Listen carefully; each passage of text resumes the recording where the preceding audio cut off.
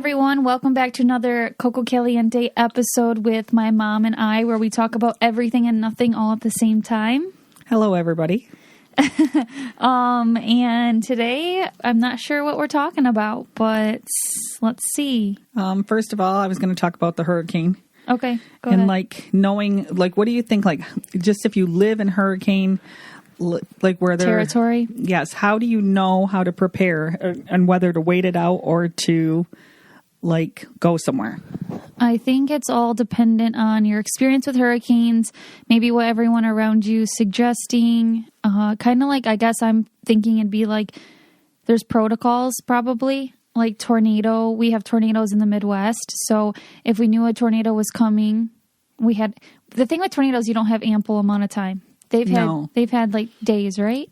Yeah, I think a week. A week. Oh, wow. Yeah, I think a week. But like, and I'm praying for it's supposed to hit sometime today. And I'm praying everybody stays safe and healthy and is out of there if they needed to be out of there.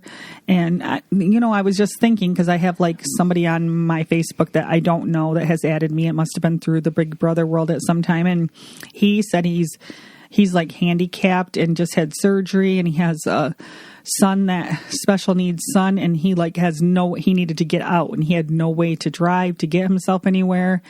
And somebody offered to pick him up, and I seen this like in the comments and stuff, and everybody was trying to help him out and take him to a hotel that he found. And then on his way to the hotel, they had to evacuate that hotel now. It was in like it's supposed to be out of the area, and he did find some place to go, but like some people just don't have family. They don't know how to go. Some people are so attached to their homes that they don't want to leave it because they think if they're there and water starts coming in that they can somehow protect it. It would be a tough decision is what I'm saying. Like, yeah. And I think if I lived in where hurricanes came, I think I would have a crate with all my special stuff in it, like my pictures and heirlooms and things that I would want to keep, that if I could just throw in my car if I had to leave. Yeah, that's a good idea. But that's like the same goes for like the wildfires in California. A lot of people have to evacuate. They can't get out. Everything's on fire. And that kind of happens quicker too. And a lot of animals get left behind, which is really sad. Or even just people, like you said, that can't really move very well. But I think that kind of what territory you're in. So I feel like we're tornadoes. California has a lot of wildfire, and then hurricanes. And we have snowstorms. Yeah, that's what I was thinking about it today. Mm-hmm. I'm like, every single area knows like what kind of, the one only good thing about hurricanes is that they know in advance, quite a bit in advance, enough to, but yet you still are leaving everything behind. Or, there probably are some people that are just like how there's tornado chasers. They might be hurricane chasers too. And they just like the thrill of like riding out, storms. Yeah, Victor lost his family lost all of his pictures. They were with Hurricane Katrina. So he has like no pictures from when he was a baby. But they got out of there in time. Yeah, they went to a hotel as well.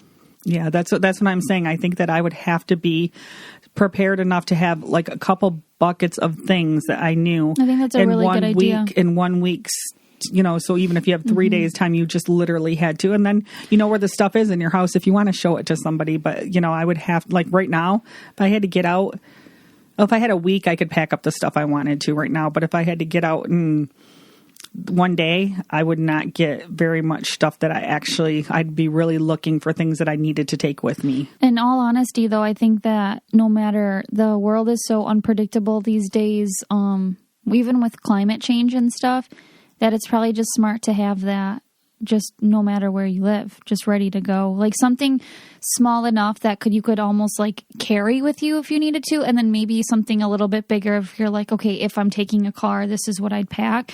But I wouldn't go overboard with it. I would just, like limit yourself. I'm just thinking like a tote. Yeah. Like a tote to just, things that you just definitely need. And the thing of, with the hurricane too, they don't know, it changes like where it's, it can move and where it's going to hit. And, I told Vic I'm such a fraidy cat. Like I would evacuate if I could. I would evacuate. Yeah. But that's my choice. some people's choice. And then we don't have experience with it either, so maybe we'd change our mind. I don't know. But I could see Dad wanting to stay and protect his stuff because he's would. like, that's just how he is. Dad would want to stay, and it'd be a big fight and Dad would win because you aren't going to leave him. But I'd be like, I'm leaving. I just get scared, and I think it's just if you have the means to travel. I did see, who did I see from The Bachelorette? Rachel, the newest one. She said that she flew to her parents because she must live in Florida or something. And she flew to her parents, and she got out of there. So I think you said they closed the airports down and stuff, though, a couple days ago. That's what I know. They were canceling flights. I don't know, if it's totally thing, and I seen like on some businesses. So they must just know, where they're at. They have like shutters that come down, like shutter up the windows and that kind of stuff. Cause you'd have to have all that on hand so you can protect your house as much as you can. And I don't know. I was just thinking about this too, because I remember when my grandma has a Florida home, and I swear that some places you can't get flood insurance. Yeah, if they think it's going to flood a lot. So how do you, if they take your house, what happens? It's a gamble. I think about the Florida, you're basically in the water. Aren't you basically like at sea level or something like that? Like it's easy to be taken away. Well, I'm wondering if there's flood insurance.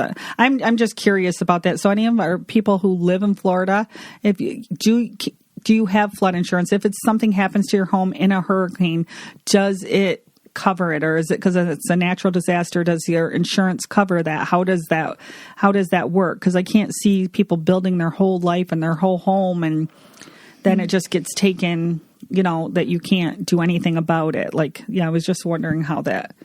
It's just interesting, and every time a new one comes, I'm always looking up to see when it's going to hit, if it slowed it down or that kind of stuff, and what it does. And I get nervous because last weekend we were away, and my son got a call, and because he's a lineman, and they said, "Do you want to go on storm?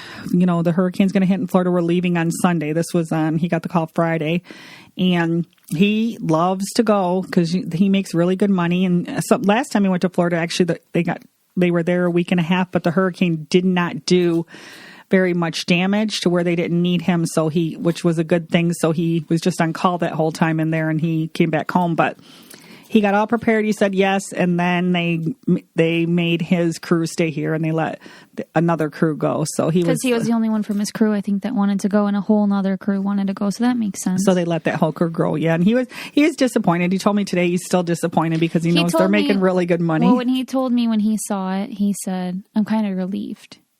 So, I think it's both back and forth. Yeah, because that's scary. I mean, I'm relieved selfishly because I would be scared for him power lines are so dangerous, and then in a hurricane and everything, and it can be so scary. I remember he went to something like some kind of storm work, and I'd have to ask him. Actually, we need to get him on here to ask him, but it was definitely with water, and because they had to take canoes to get to the power lines to fix them. And I think it was, I don't want to guess on the state, but it definitely was not Florida. It was somewhere. Mm-hmm. I would totally be guessing because I don't know. Do they have, I want to say it's one of the Carolinas, but do they have hurricanes there? So that's why I don't want to say, because I'm not 100% sure which state it was in. Well, and then in California, there's earthquakes, and I've been through a couple of those, and you can barely even tell. They can be really bad, but one happened when I was on All Stars in the sequester home, woke us up at night. And then the other one happened in the Big Brother house. But those I don't think you can prepare for. I think those just come. Or maybe they do know. I don't know. But the ground just shakes. It's just so weird. Everywhere there's something different. Volcano. Yeah, there is. There is stuff. There is I'm sure I wonder which states are the safest, without all the big heavy snow, plus I would have to say you'd have to be in the middle of the United States, to be because we have the lake effect. I'm just going to guess on a state where I think things might be okay. I don't know. Maybe. Guess. I don't know what's in the middle of the U.S. I know. I'm Kentucky's down from us, and I don't hear much stuff there, but over. Can you name all 50 states right now? No, I could probably name 35. I thought you had them all with yours. Alphabetical order? Yeah. After I get to the ends and I know most of them. If I could write them all down on a paper, I could, but otherwise I couldn't. but I can do probably like 35 in alphabetical order. Just guess a state that's in the middle. Do you even know a state that's in the middle?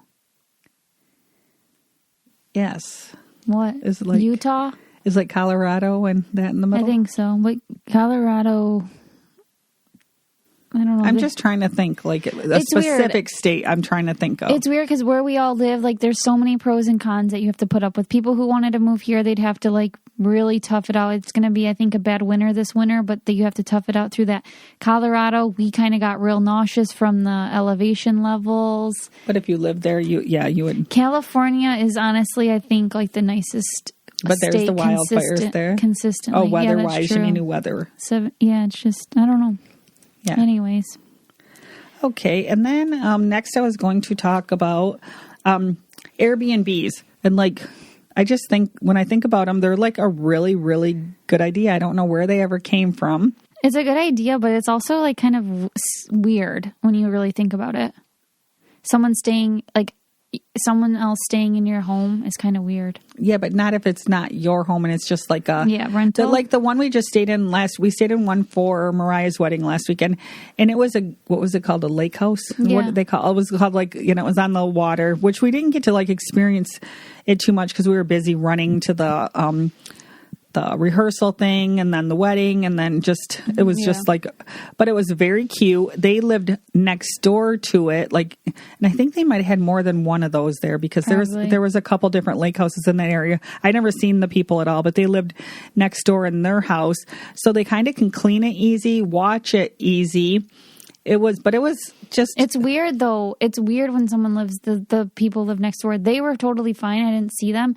But I've had weird experiences with people staring at you out the window and stuff. And it's like, you feel like you are being watched. And a lot of... Now, like, as I'm getting a little bit older... Because I stayed in Airbnbs for, like, 8 years, at least. Ever since I've been on Big Brother, I was traveling by myself, which is kind of scary now thinking back on it. Staying in Airbnbs and meeting up there. But like there's so many cameras and stuff in some of them, not in this one we were just in, and I think it's weird that people could be watching you and there could be like a two-way mirror. I don't know. I'm so freaked out suddenly by it. And this one, honestly, this one was probably, I liked this one the best out of the ones we've stayed at. I don't know why. I mean, everything was very little. It was very small, but it was like, it was everything you needed. And I just like how, like, they go out of their way. Here they had this big guest book to sign, which I filled it out. I don't know if you knew that. And it just says who stayed there, what you did, things you might have seen, a note for the owners. And like it had a spot, like I guess if you have kids, for them to draw a picture, because I had a picture thing. Mm-hmm. So I had Arrow like write his name in there or whatever. And it was neat. I looked at like some of the other things, and actually I saw like some advice, like good places to eat, some breweries and that kind of thing if we had. But it also... I do think it's also depending on where you stay. So people who would go to Middleville, Michigan, I think would specifically be for a wedding or to be on the lake. So it's very family oriented. I think that one was just like really well kept. The place felt homey. It was decorated well. Like she left us coffee and beer and juice. Oh yeah, she made a note. She made a note with her name on it. Like it was just very, very thoughtful, and you could just tell that. And lots of towels and stuff. And I like they have rules that are so easy to clean up. Like it just said any towel you use, just put in the washer. You don't start it or anything. You just can throw it all in there before you leave, and take the garbage out and put it in whatever by the road. I think that was like the only two rules there. Or wash some dishes, but we didn't dirty. I think I dirtied a wine glass and a beer mug. Besides that, I don't think we dirtied any dishes while we were there, because we weren't really eating or anything. Okay, so let's talk about, so with the Airbnb, this just brought up something. So I had been staying, so I have reviews on here from California in 2017. Okay, so my first review says, it was a pleasure. This is from Los Angeles. It was a pleasure hosting Nicole. She was very friendly, quiet, and responsible. Would be happy to host her again in the future. Next one is from November 2017 from Clarksville, Tennessee. Nicole's group was great to host. Hope they stay again with us in the future. Geez, I stayed in California a lot. Next one was California in 2018. Great couple and guests. The unit was left very clean. Hope to see them again. Smiley face. October 2018 in Atlanta, Georgia. We stayed in the treehouse. The kind of guest you wish for. We've hosted over 500 visits to the treehouse, and Nicole was one of my favorites. Their visit made me think that some guests are meant to stay at the treehouse, and despite reservations made a year ago, come at just the right time. I think the trees invited Nicole and Victor, and they somehow got their message. I found that trees can have very strong characters and are very gracious, and like any of us hosts, they like visitors that are interesting and kind. Nicole and Victor are both. I hope they come back sometime. Okay, so all these nice reviews, okay? And then February 2019 in Nashville. Like this girl, I'm still so angry. This is a girl who's staring at me. First off, she puts her unit as it is like a whole house, and it's not, it's the basement of their house. So you're staying right below them. And this is the review I got. Nicole visited us on a very rainy weekend here in Nashville, sadly. She and her guests left our place in good shape. I hope they still had a nice time despite the weather. Nicole did break our house rule by having unregistered guests on the property, one of which spent the night. One night. More communication would have been much appreciated. Okay, so backstory on this. Me and Mariah went down to Nashville, and my fiance at the time, Victor, who is now my husband, drove. This is when we were like really trying to save money. Drove all the way from Nashville to do a podcast. Actually, if you guys remember the Wedding Planner podcast from Nashville, Tennessee. So the two guests that she's talking about, one was my husband, and yes, he did spend the night. And the other one was this like very great wedding planner that plans $1 million weddings. I mean, she plans like the country singers' weddings.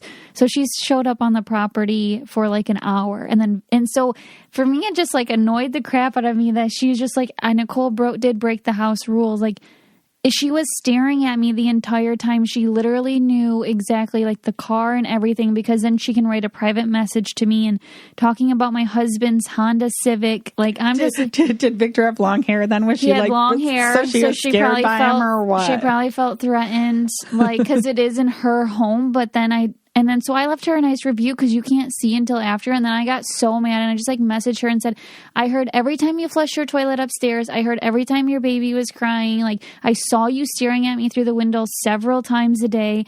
Like I didn't say any of that stuff. And now I wish I would have. So no, so that would be like, I was just thinking though, like if I wouldn't want to have an Airbnb. It would be cool to have, like I thought, an Airbnb at a place you would like to vacation so you could rent it out all year. But if you weren't there to take care of it and to keep checking on it, it would be really hard. So it'd almost have to be in the area you live in for it to, for you to take care. You know what I'm saying? But I mean, like if you're not comfortable with having people come in and out of your. Oh, I didn't like the one time when you did book weird. That one. She doesn't. Nicole said it's hard to tell. Sometimes they don't act like they're in your house because it says separate unit. And sometimes it says separate unit only because it has a different door to it. Like the one where she stayed, the first one that I ever stayed in with her, I was very, very like nervous about it just because of the, no, it was hooked to the house, so it felt weird.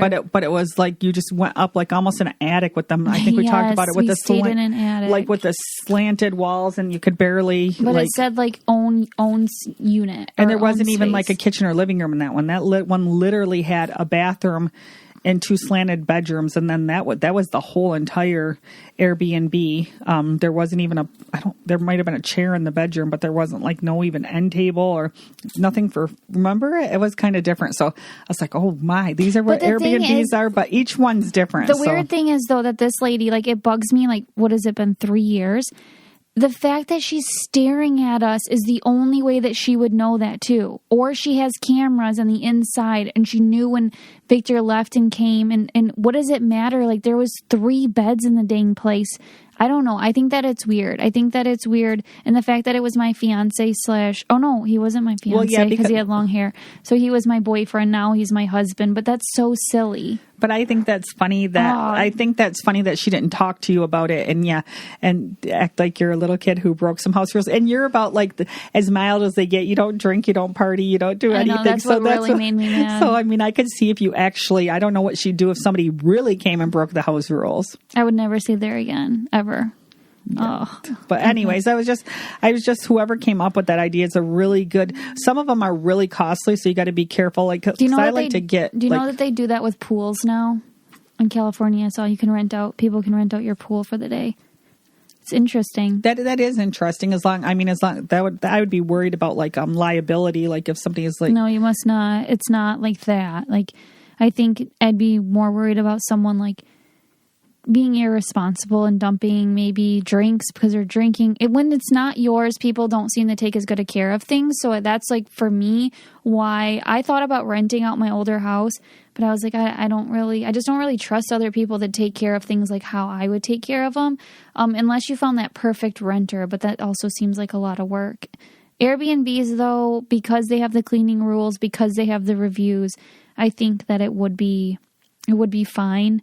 But yeah, I mean, it's probably expensive for Airbnb hosts also to like say, I don't know what would happen if like say someone ruined like a bed sheet or, took a pillow with them. What do they do? Yeah, I don't like, can you charge them on the app or can you like, I don't know. It's just different. Sometimes for me, it's easier to stay in a hotel because it's less responsibility. Like the one we were at right now had like on the wall, it had 4 beer mugs like that you used and then 4 wine glasses. And the wine glasses they had, I know what they are because I know you can get them from Amazon because we showed them on one of our Amazon lives and I bought them and they're expensive. They were like $40-some wine glasses. So what if you like broke one? Yeah, they had the pretty ones. Remember the ones that have the 4 different, the polka dots, one has the stripes, one has the swirls. They had them really nice wine glasses there. And I was like, oh my goodness. When I was even drinking some wine, I said, what would happen if you like broke one of their glasses, And what I don't like about the Airbnbs is that there is so many cleaning rules that sometimes you just want to like, you're there, you just want to stay, you just want to be able to put, I don't know, for me, I just want to be able to put my towels where I want to put my towels and I want to, I don't know. I didn't think the rules were not their rules, but there's rules that you pretty much every Airbnb. If you have to wash and dry and put away the stuff, then that's weird. Like that's hard to like, but you're also trying to they charge you over $100 though. For a cleaning fee, For a cleaning fee. And I think that's kind of ridiculous. Yeah, because we basically left this one where they just have to start the washer, do whatever they do with the bedding. Yeah, we did not leave it. We left it very, very clean.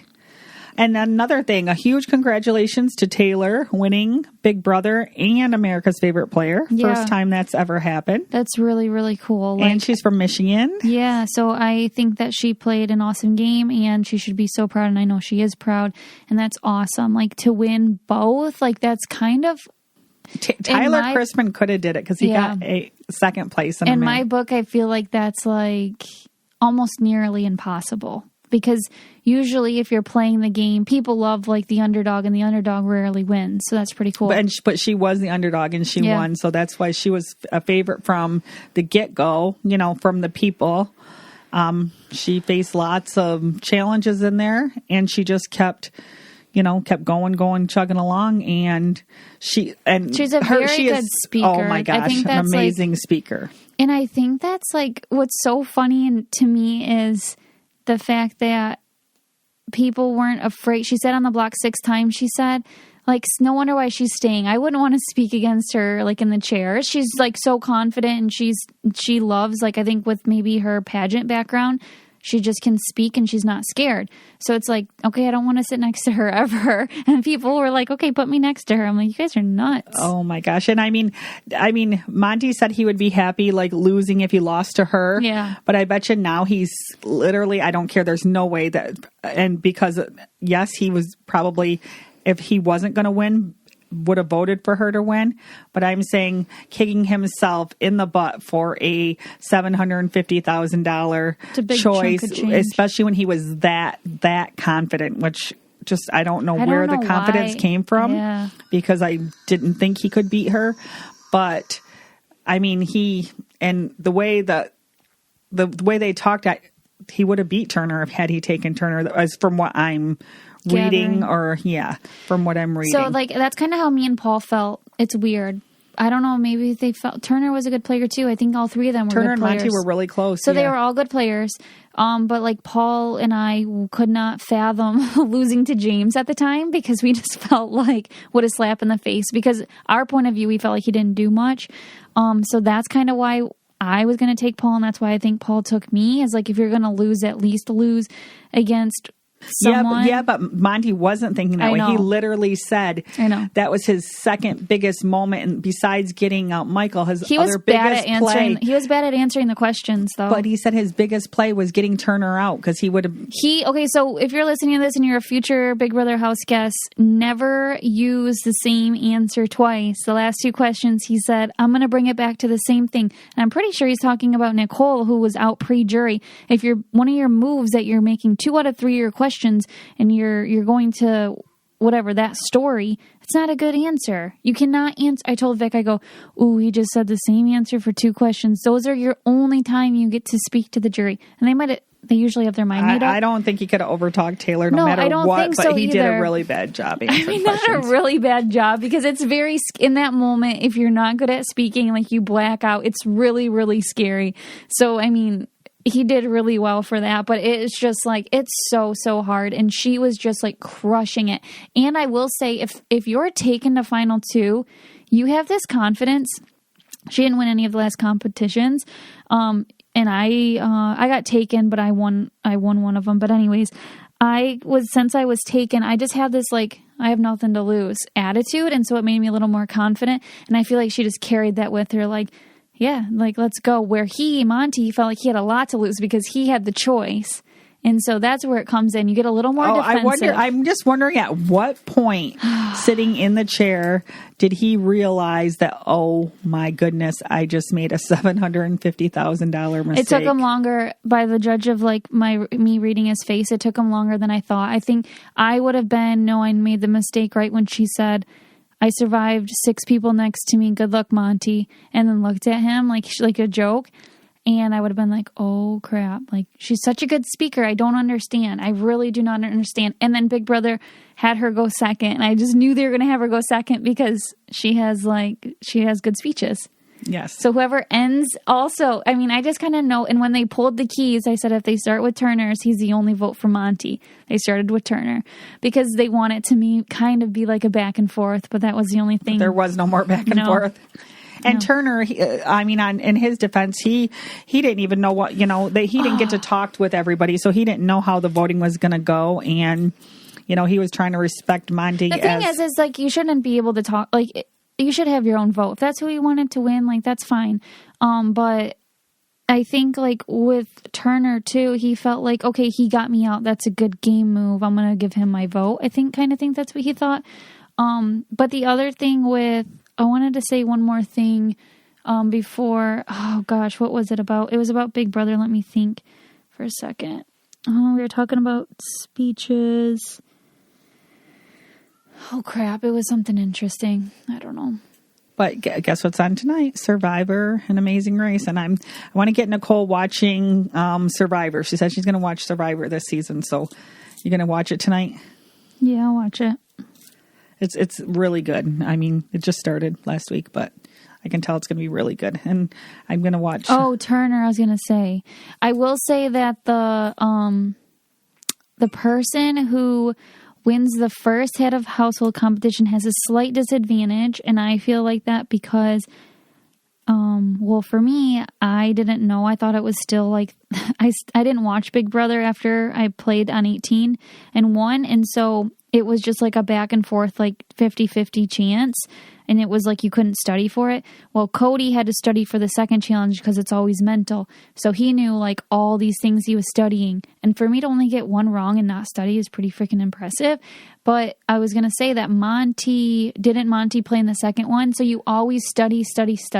So if you ever win that first competition, like make sure you study because you're not forced to or anything. But it seems like this person has a leg up if you're studying already. So anyways, those questions were kind of hard. And I think Turner got like 3 wrong.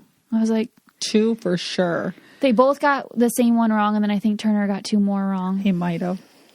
Yeah, So because that's Monty like, beat him by 2, right? yeah, so. it's like a big deal. But At anyways. first they were getting them right. And then I was like, oh, it's going to be, I love like just seeing, I love close competitions and that kind of stuff. Like it's so interesting. And wait, would Turner have taken Monty then? Yes, he was going to take Monty. Oh, wasn't that crazy? At least that's what he said. So if he would have took Monty, yeah. Everything happens like exactly how it's supposed to. That's what's really crazy. Like the universe just kind of pushes it. Yes. So anyways, that'll be all for today's episode. Thank you guys so much for listening, and we'll talk to you guys next week.